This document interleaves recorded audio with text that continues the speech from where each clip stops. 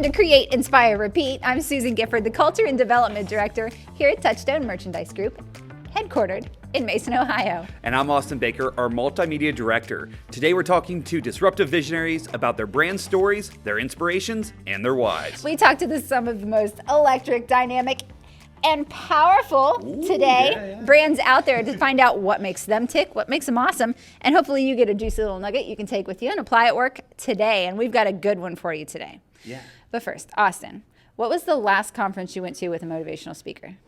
I don't really remember exactly what conference it was. I do remember they had like a motivational speaker and all of that.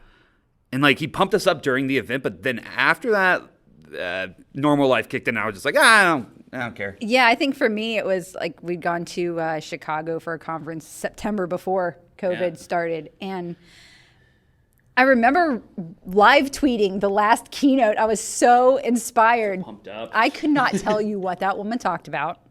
I don't remember what she was wearing or anything, but I live tweeted the whole thing. In that moment, I was like, sign me up. I'll drink your Kool-Aid. Like, let's do this. But what would it be like, though, if that motivational speaker took responsibility for making sure everybody in that audience carried through with that motivation, was given accountability, and was told exactly which habits they needed to stop doing, which ones they needed to start, had a plan, and weekly meetings to follow up and find out what your next week is going to be like?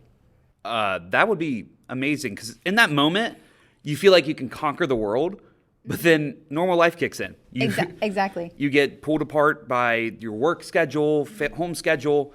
If I had somebody who kept me accountable and like kept me motivated throughout the entire experience, that would be awesome. It really would be. Well, what if I told you that there's someone who has taken on that responsibility? Right? Yeah. Well, I haven't met him, but Richie Contartesi, who actually did speak at our summit 2 years ago, has taken this on himself and has come up with the Relentless University. And you are going to love what he has to say about not only inspiring your workforce, not only engaging them, not only making them top performers, but well-rounding their entire life mindset in a way you've never heard of before. So we actually have Richie with us right now. So Richie, you spoke at Summit 2 years ago, and I just remember you were awesome telling us a story about how you came up in sports and became the person you are today. So my big question is, what makes your brand so unique, and really what makes it great? Yeah, well, I appreciate you sharing that and the kind words. I would say the biggest thing that makes, there's three main things that make our brand unique. So you got to see the very one part of it, and that's a keynote, right? And so that would be the motivational side of it. That there are some how-tos as far as what's holding you back, what are some of your challenges, what is your vision, defining that, and then creating a plan to achieve that. And so over the last few years, I noticed that a lot of clients were not implementing. And as a keynote speaker, it's very challenging to get people to implement within an hour period, right? So I wanted to take it a step further. And so I created Relentless University, which is an online platform. It's a social media platform. We have an app that's like a week away, but it's a social media platform and a community of people that want to increase their mental toughness, productivity, and performance. And so there's 40 plus courses on building the skill sets around those three areas. So that's when we work with individuals. We also work with companies to help them grow profitably through change, lots of uncertainty. And the way that we do that is through a leadership training called the Relentless Warrior Program. And this program is comprised of 6 main components, which I'm sure we'll dissect today. But what makes us really unique with that program is not only do I go and do a keynote, but it's typically a year program where we'll do trainings throughout the year. And we help the company grow profitably through change, but we help each individual, either leader or employee, increase their mental toughness, productivity, and performance. And we do that from, we've got 6 full-time coaches on our back end. And it's a process that I would say most don't do because we're taking 2 components. I own a gym, right? So we take the physical component of that, which is, our online program where we write people programs and we write people meal plans. But what we found is you can get that anywhere. And what helps people to have success is accountability. So on the mental side of things, we help people avoid pain, find their vision, build soft and hard skills, form habits, remove interference from their life. And we wanted to connect both of these. So now we go into organizations as a whole. We'll do keynotes and trainings to help the company grow profitably through change, but we help each individual increase mental toughness, performance, and productivity by helping them build the skills, develop the habits. And then we also provide them programming and workouts for them specifically, as well as meal plans, so they can legitimately perform at their best. I can't tell you how many executives I walk into their office of big Fortune 500 companies, and I'm like, how do you're not holding yourself to the standards that you're holding your team. And so that's why we created this program, and it's been unbelievably fulfilling. And it's just kind of cool how everything merged. So Relentless Warrior Fitness is the gym. The company is Relentless University, but the people we develop are Relentless Warriors. And that's what this is. So it's kind of this unique, I mean, I'm still in the process, right? It's like evolving, but we have a couple thousand people. And so I foresee over the next, 2 to 3 years, this just really exploding with the right people involved. So. Well, tell me about the steps in this. It sounds like that's really where the magic happens. Absolutely. So we call it the Relentless Warrior system, or the Relentless Warrior framework. And it started when I was trying to figure out how to combine these two things. I've got this speaking that I'm going and doing. I have a football background. And that's the story I always tell. So I'm always really, really into physical activity and eating good. I always wanted to keep a 6-pack. And I struggled at times. And so I wanted to figure out, and then during the pandemic specifically, we realized that when the gym closed and all the speaking stopped, that there had to be a way that we can help people deeper. And after events, I would do events and people would be like super pumped up, super motivated and excited, but never took action. And so I wanted to figure out how to do this together. I wanted to figure out how to combine this and make a massive impact. And so I kind of did some reverse engineering of some of the most successful people and the success that I had at Ole Miss, for example. And there were 6 things that I had to do in order to achieve this level of success that everyone thought was impossible. And so I wanted to study other highly successful people and see what were they doing. What is Steve Jobs doing? What is Warren Buffett doing? What did Michael Jordan do? What is Tom Brady doing right now? And what I found is they were doing these same 6 things. And so we started implementing it in the gym because we have so many people and it's really easy to rapid fire. And we started seeing results and I was like, whoa, this is legit. And so then we started doing it. I did it at a company event I had a year-long agreement with, and they basically increased their revenue in 7 weeks by 40% a week.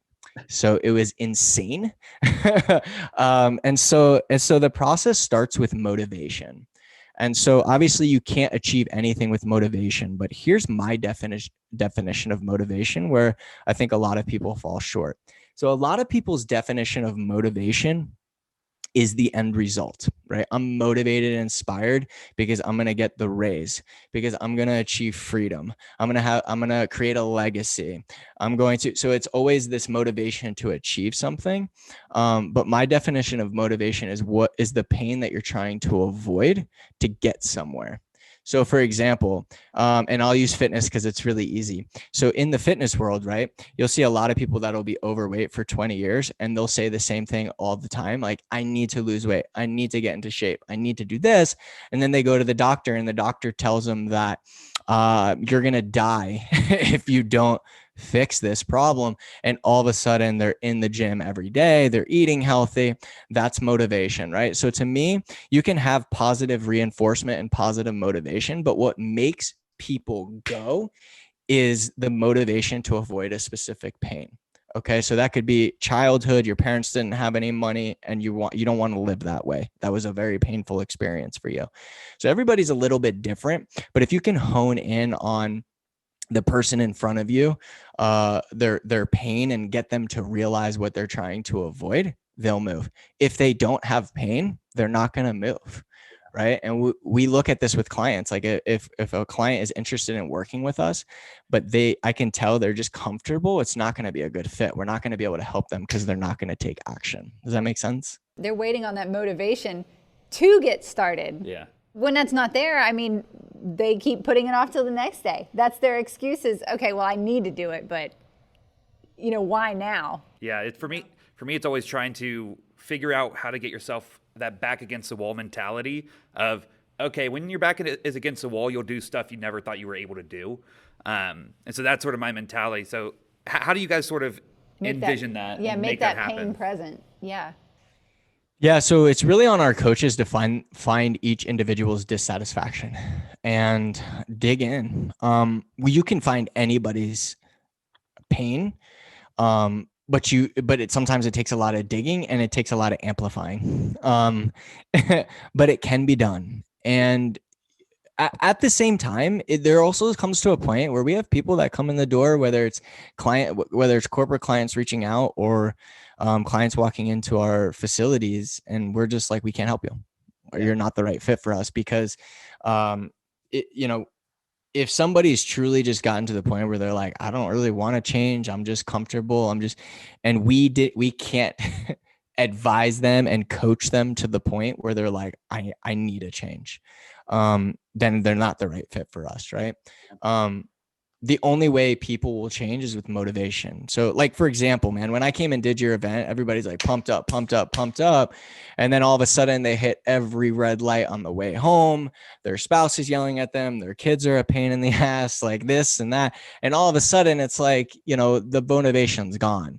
Yep. So when you can find motivation within, which is avoiding a pain, then that person becomes unstoppable. So that's kind of what we have to hone in on and help corporate clients find, individuals find that pain and use that to fuel them.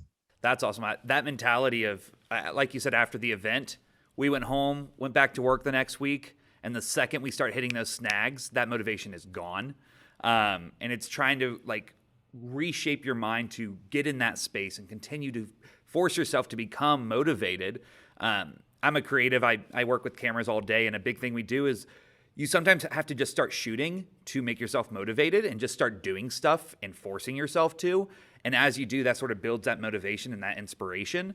That's something I've noticed just being creative and shooting and making content. Sometimes you just don't feel like it. And how do you get yourself to just take that first step and start rolling the ball? I think that's something I always try to make myself do. Mm-hmm. It sounds like they've really found that knack for getting that fire lit inside. I love the way that people are connecting. I think a lot of creative things have come out of the last year where we have had our back against the wall, like you said. But I love how people are connecting what they do and their passions in new ways. So this isn't just fitness. This isn't a work fitness program. This is an employee engagement program. And I really love that. That's such a new approach. I've never connected the fitness with it before. Yeah, it's exactly. It's actually a leadership program, right? So it's a leadership. Once I go through, you'll see it's a leadership in program, or an engagement program, or a performance program, or some will say it's a wellness program. The good thing is we have a few great clients that are just helping us find where we can take companies to the next level and take people to the next level. No, and I think that's so unique. So you guys started this 6 months ago, is that correct? Or started rolling it out then? So no, the programs have been going on for 2 years on a very low level. And then it kind of was building up. Relentless University was building up. And during the pandemic, we doubled the revenue. So actually last month was our first month, but we completely doubled our revenue. So and then we did we haven't doubled it, but one of the companies we've increased by 40%. And so that's why our kind of motto is growing through change, is helping organizations and people grow through change. I love hearing success stories through last year was a crazy year for all of us, and Touchstone was included in that. But being able to just grow through that period. You guys, how many events did you have canceled last year just because you guys weren't allowed to meet in person? All of them but 3. Oh, wow. Yeah. And I roughly do about 100 events a year. So I think I did maybe 30, 40. Okay. And then everything was just reschedule, cancel. And then I did like 3 in October, September, October range. And since then I've done a lot of virtual stuff, but this has really been the focus. So I'm almost been turning down some engagements here and there, unless there's more of a long-term kind of agreement or work together. Like I said, I did the keynote thing for like 7 years almost. And so at this point it's more about impact for me than it is going and doing a short, like a week impact, like you said, versus now we're legitimately changing people's lives. And so to me, that's just, it's way more powerful than the time spending to do an hour keynote. I think that's so powerful to, instead of just focus on, okay, at a keynote, you can talk to 100, 200 people, whatever it is. But if instead you focus on like these personal relationships and building these people up, I think that to me is worth every minute and every penny that it costs and it takes from these people. Yeah. Do you want to go ahead and start walking us through how this sort of step-by-step process is? How do you get signed up for it, that mentality?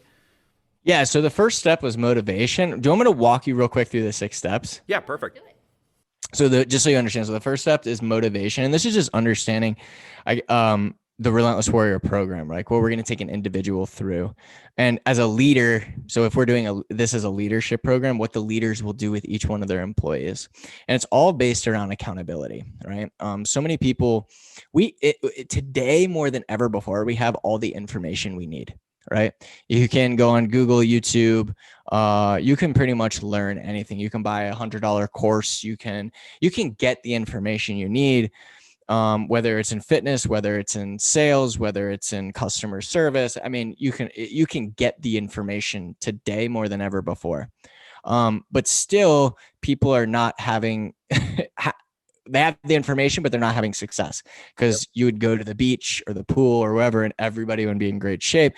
Everyone on your sales team would be hitting 100% of goal, but they're not. And so we're helping people and holding people accountable to a specific end result, right? So it starts with motivation. Number 2, we have to define a specific vision for that individual, right? So, and typically we look at the course of a year to keep it simple. And a lot of people miss how to define the vision. I'm not going to get into the how-to, but that's the second step. Is once they're motivated, then we can define the next step, which is the vision, right? Once we have the vision, then we need to define the skills that need to be developed in order to fulfill on that vision. And so this is where as a keynote speaker, you stop. Yep. So we motivation, vision. Here's a couple things you can do. Here are 3 things you can do to be successful. All right. But you got 100 people in the room, or sometimes 3,000 people in the room. And they're like, well, I'm good at 2 of those. The other one's not really relevant. So you get into some trouble. Right. Or I would go into events and I would give them assignments, kind of like I was sharing. I'd be like, hey, go and do this. And I'll tell you, over a 7-year period, any person that I said to go and do something and send it back to me, guess how many people you think actually responded back in 7-year period? A total of maybe 20. Like 0. Ugh. Really? I'd have people like send me messages and ask questions, but actually do the thing, 0. And that's because a lot of times they don't have the right habits and the right skills. So we're starting on skills, right? Motivation, vision, skills. If someone doesn't have the skills to do what you're saying, then they'll never do it, right? How can someone do it if they don't know how to do it? So there's 2 types of skills that we focus on. One is the hard skills, which would be the technical skills, how to overcome objections, how to provide, a methodology to providing better customer service, or, if you're in accounting, right? Like what's your process or SOP or system to executing this? So that's like the hard skills. What do you need to develop to get that vision? And then what are the soft skills? And this is typically what's interesting is every single time I do a training and I have a leadership team write down their team and the soft skills that each team member needs to build, or I have them write down the skills, they're always the soft skills. very rarely is it the technical skills. Obviously a lot of like the newer people have technical skill issues, but most of the time it's the soft skills, and that's how to overcome fear, how to deal with rejection, how to have a relentless or it's a growth mindset, but we took it to the next level, which is a relentless mindset. How to build relationships, how to deal with negative people, so like all of the soft skills are really important too. So now we have the motivation, the vision, the skills, which would be the hard and the soft skills. The next step is the habits. What habits do you need to form to execute on those skills? And so as part of our program, we have an app, and inside the app, we track everybody's habits every day.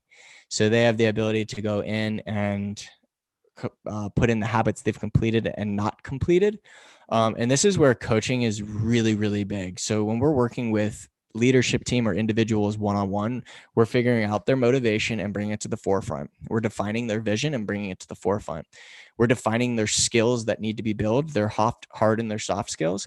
And then we're helping them come up with the most important habits that need to be broken and the most important habits that need to be developed, right? And during this process, we're going to remove a lot of variability because we want them to be remove variability in the habits that need to be broken and create variability or vice versa. We don't want variability in the habits that want to be formed, right? And so habits could be anything from drinking more water throughout the day. It could be anything from, I'm going to do 2 hours of cold calling this day. It could be, I'm going to eat 5 meals a day. So what are the habits when I first wake up in the morning, I'm going to do this, right? And so when we're taking them through the process, we need to figure out their 3 habits, and we track 3 at a time for 21-day periods. And that's kind of, and a lot of those are based on the skills, right? The 5th step is interference. And this is when we're going to want to remove whatever interference has been holding them back in the past. It could be childhood. It could be a spouse. It could be negative people. It could be friends. It could be your own self-doubt. Whatever specific interference has been holding you back in the past, we have to remove that. Because you can have the motivation, the vision, the skills, the habits, but if you have a constant interference, you'll never break through that wall. And so we have to figure out what that is and crush it. And then the last step is accountability. And this is where every single week we meet with them once per week at the same time every single week, and we discuss everything that we just went through. It's a circle. So it looks like this. And it starts with motivation, vision, skills, habits, interference, accountability. And every single week it goes around and around and around. So you could see as a leadership training, like with my team, right? So we have 8 full-time people, 6 full-time coaches. And every week I meet with every single one of them, and I take them through that process. That's awesome, because every week you are reassessing what that motivation is. I think sometimes you think, what is my motivation for getting to this long end goal? But I've never considered that halfway through your goal, a month down the road, your motivation is going to change. Like if you start losing weight, your motivation is going to go from, I don't feel good when I wake up. And when you start waking up energized, then what's your new motivation? I love that you revisit that every week. That is so different. It has to be weekly. Yeah. It has to be weekly or it falls apart. And it's like, if it's in a leadership role, like if you manage people, not knowing where your people are at all times is really challenging. And so we have a 7-step, that our accountability process is each one of those steps. We have frameworks within them, right? And our accountability framework is very simple. And we take through a process of finding out what they did well that week. What did they learn? What didn't go well and why? And then we'll leave them with their game plan for that week, which is what are they going to do? How are they going to do it? When are they going to do it by? And if you miss any 3 of those, they won't get it done, right? So, and it always leads to, when you're talking about the how, it's always the skills and the habits, right? And removing some sort of interference. And then it just goes around and around and around. And I'll watch people. I actually had a one-on-one this morning with Rick Donasalis. He's one of my team members. He's been with me for 7 weeks. And I've watched this human being grow unbelievable level in such a short period of time. And he's like, I've had all these roadblocks my whole life that I'm breaking through. And it's just like I'm watching people's lives just drastically change. And this happened because my mentor, he's the CEO of Men Are From Mars, Women Are From Venus, Mars Venus Coaching. I was so blessed to have him, but I meet with him every day at 4 p.m. I've been doing it for over 2 years. And he's completely changed my life. So it's like the circle of whatever. But the company that we increased the revenue by 40%, I implemented this across their whole leadership team, as well as their whole management team. And so it's like everybody's doing this. We implemented a university in their organization, an online training. So all of our trainings are recorded. And so it's just been like an explosion because number one, the biggest challenge is getting everyone to buy into it, but that's something I'm really good at. So I handled that quickly. And then once everybody was bought in, we just implemented. We started this in the very beginning of January, and I've never seen, besides what we did with our company, a company grow so rapidly and so fast. And so I'm just super excited to continue to implement this and to learn and get better at it. So, Well, this sounds so, if I look at these steps and I compare them to what I read in Spite of the Odds, it sounds exactly like what you did to get to where you were going. It's like you were willing to do anything. You were willing to, you found, they said, yeah, there's a chance you'll get it. And you're like, yeah, but what do I need to do in that chance? And you made a list and you did all of those things and you did not do anything on this list. You stuck to that plan. And it wasn't just, let's see how far I can go. It's, what does it look like when I'm doing the best that I can be, when I'm operating at peak performance? And what do I need to do on a regular basis to get to that level? And I see so much of that coming through in this plan for Relentless University. And that is so cool. What was your, who instilled that in you, that you needed to know exactly what you were going for and the steps to get there in order to make your Ole Miss dreams come true? yeah, I mean, I think I have to say, and I'm going back to the avoiding of the pain. I knew there's one thing. One, I didn't want to have the same kind of life, like similar to my child. My parents got divorced. I failed 5th grade. It was always, we didn't have enough money to do this, enough to do this. And I really, really want to avoid that, right? Like I don't want to ever have to do that again. And that's always been a strong motivation for me. And I think at Ole Miss, my biggest motivation were all the people that constantly just said you couldn't do it. And I still have that today. And I actually love that. Like, I can't wait for the next person to say this isn't going to work and you can't do it. I mean, it's literally what's constantly been pushing me. And then the third thing that if I were to, if we're talking about my motivation and the why, is this constant fire to want to compete. To me, it's never about it's never been about money to me, although I enjoy what this is bringing. Like, I never thought some of the things that are happening would so quickly. Yeah. But to me, it's more about two things. One, internally, the competition and winning. And secondly, what we're doing with other people and watching the end result. And I like going to sleep at night and then, or listening to some of the stories, because my team, we recently did a challenge where we had everybody on our team meet with their people and have them record a video of like a review, basically. So we're going to be putting all these out and we have a ton of them. And I was just listening to these videos and watching these videos and I was like, holy, like I had tears in my eyes. Like I was like, this is what this is about. I don't get to meet with all of them, right? Like I have all my coaches and they have all their people. But when I started watching these videos, I was like, holy, like this is what it's all about, right? So there's kind of a couple things going on there. But it was the same thing at Ole Miss. It was all about proving people wrong, wanting to compete, wanting to win. And what's interesting about like what I'm sharing now with the reviews and like bringing tears to my eyes and all that is when I was at Ole Miss, not many people I think had ever walked on and earned a scholarship, but after I left, multiple people were doing it. And so I think it's the thing of just constantly being able to inspire others and help others along the way is like this driving thing and watching their reaction.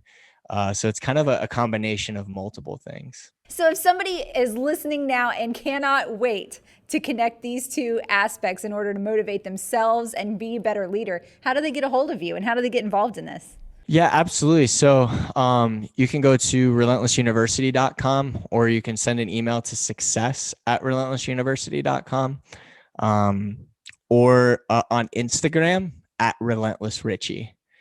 Those would be I'm on LinkedIn and stuff like that, but those are the three easiest places. Yeah. So success@relentlessuniversity.com, and then also @relentless Richie on Instagram. Can you imagine, like, everybody in your company is going to be ripped Atlas bodies and is peak performers. Just everybody is like killing it in every way they can. That is so exciting. Yes. For me, it's something I always forget, is you can be successful in certain areas of your life, but you're never at your fullest success until you get like the simple stuff down. Making your bed every day, making sure your clothes are washed. Like doing the normal chores is hard, but having something like, okay, this program to help you work out, help you eat better, help you just get the best foundation you can. Yeah, establish the basics. Yeah, to become the best person and employee that you can become. I love that. I think it's something I took a lot when I was in sports, and definitely with Richie, he had that at Ole Miss. But you get that in sports where it's like you have this regiment, you have this schedule every single day. The discipline of it. Exactly. You know what you're going to do, and you know that if you don't do it, you get in trouble in that case. Yeah. But as an adult, we don't have that. No, you don't have another adult holding you accountable a lot of times. Yes, and that's half the time that's the battle. If we know someone cares about us and wants us to succeed and is there to push us, that makes it 10 times easier to succeed and be successsul. Yeah. I'm kind of hoping that's how this new culture and development, well, one of the roles that I do, which is kind of the one-on-one coaching with people, I get so much out of it myself because I get to sit down one-on-one and meet everybody, but I cannot wait for the end of the year. I want to see all these people succeed in these goals because they've got somebody who is setting them a hangout like, hey, have you met with your friends this month like you wanted to? How's that workout going? Have you picked a beach to visit so you can save up for your vacation? I love keeping up with people. And even if they don't answer, I know that that's in the back of their head at least. I mean, Richie's accountability weekly thing, that's way above what what I'm doing so far. But I cannot wait to see how this accountability works out. And Richie's got this thing down to a science. I mean, like the 7 parts of the accountability where you're doing, what are you doing well? What did you learn? What's not well and why didn't that, or what's not going well and why isn't that working? And then finding out what you're going to do next, how you're going to do it, and when. There are no excuses. There's no room for excuses once you've answered those 7 things. I think it's really cool because we just came off of the last podcast we had was Todd Henry, who was all about how to motivate your team. Yeah, the motivation code. He kept bringing up this idea of like checking in and seeing how people adapt over time. And Richie's saying the exact same thing, that you change over time. Your motivations today and what makes you be successful is different than what it's going to be in a year, in a week, in a month. Yeah. It changes over time, and having that constant check-in to make sure, hey, like, okay, what do you need to get accomplished this week to feel good about yourself and to be motivated? Yes. Love that. Yeah, and if you don't have time to apply that, I love that of all that he boiled down to like one action item. If you can just do one thing, start checking in with people. We're doing that on our team, which is awesome. We're starting, doing that on like every 2-week basis where our supervisor knows exactly what we're up to. And it's not just how's your work. It's like, how's your life? How's the fam? Yep. You know, anything new going on outside of work? How are your hobbies? You know, he kind of made it specific to all of us. But those one-on-ones are so important to growing engagement, culture, buy-in for the why of your business. It's huge. That personal connection is huge. Yeah, I mean that's something we've noticed is you talk about work all day every day, but sometimes we don't take this moment to talk about the personal things going on in your life. Did you buy a new house? Are you getting a new dog? Yeah. And Richie continually focuses on figuring out each aspect of your life and trying to level it up so you can work at the full performance level that you can be. Yeah. He wants you to be the best person you can be, and that's what this program does, which I really love that. Yes. One of the things I liked too was the fifth step, the interference part that he said. It's not just add this to your life, add this to your life, add this to your life. At some point, he's like, okay, now what parts need to go? What is in the way here? What are you wasting time on that isn't doing you any good? And so many self-improvement plans or leadership growth and development plans don't include a portion where you reassess what needs to go. Oh yeah, and for me, that's probably the biggest issue I have sometimes. Is I have a lot that needs to go. I will overwhelm myself, and there's things that I just know I need to quit doing, but I don't because I love to feel needed. I love to be a part of stuff, and so having someone from an exterior look in on your life and look in what you do every day and telling you, hey, this is not worth your time. This is not making you a better person. That's good. That's exactly what we kind of want to do here at Touchstone is focus on everything going on outside of work and figuring out, okay, what's good in your life, what's helping you become the best person you can be, and then what isn't.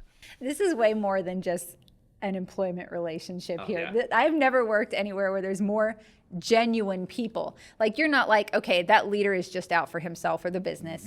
He doesn't know where I'm from. He doesn't know my family, and he expects me to leave everything at the door. And that's not, you can't be your most authentic, productive, genuine self and perform your best if you are constantly trying to balance all these things you're not allowed to feel. I know your position has been sort of created to help with that because everyone here has second lives at home. This isn't their full-time life. No. Might be their full-time job, but we all have other baggage. We all have other things going on. And so understanding and figuring out what those are allow us to give them other resources to help them be more successful and become a better person. Oh, yeah. I love every part of this. Touchstone is growing, and I think we all are too, with all these interviews, getting to learn these new things that we can share with you and actionable items that you can take home with you and apply to your work, and maybe reach out to Richie and get this Relentless University going at your company, because this is insane. This is top level stuff. I love it. Yeah. Anyway, you can check us out on Spotify, Apple Podcasts, where else? YouTube. You can go ahead and leave us a comment on YouTube and let us know who you want us to see on the podcast. We are still racking our brains to find more and more people to include on this. And if you have any amazing people in your life that are visionaries and are just kicking butt, then let us know. Let us know who you would like us to see on the podcast. So Touchstone's got lots of stuff coming up this summer. 2021 is going to be nuts. So if you want to follow us, check us out at tmgideas.com. And then check us out in another month. You might see something new there that you'll enjoy. Also, we're on Facebook. Search for TMG Ideas. And on Instagram, check out the culture side of things and what's going on behind the scenes at Touchstone Life. And thanks for listening to Create, Inspire, Repeat.